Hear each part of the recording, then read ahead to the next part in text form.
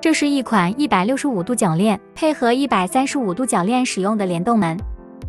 这种联动门呢，通常用在转角柜。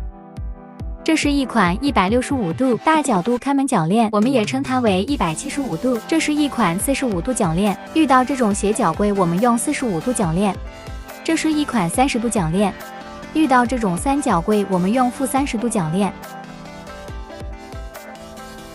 这是一款180度铰链，我们也称它为平开门铰链，就是柜内无立柱采用这种平开门铰链。这款是短臂铰链，就是我们柜内深度不深，或者是有障碍物采用短臂铰链。这款是美式铰链，它的阻尼器装在脚杯这个位置，比较娇小。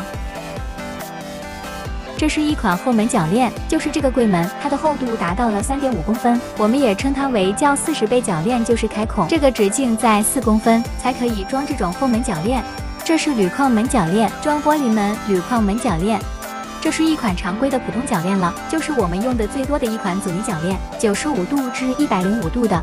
这是天地铰链，就是上面装一个，下面装一个这种开槽形式的天地铰链。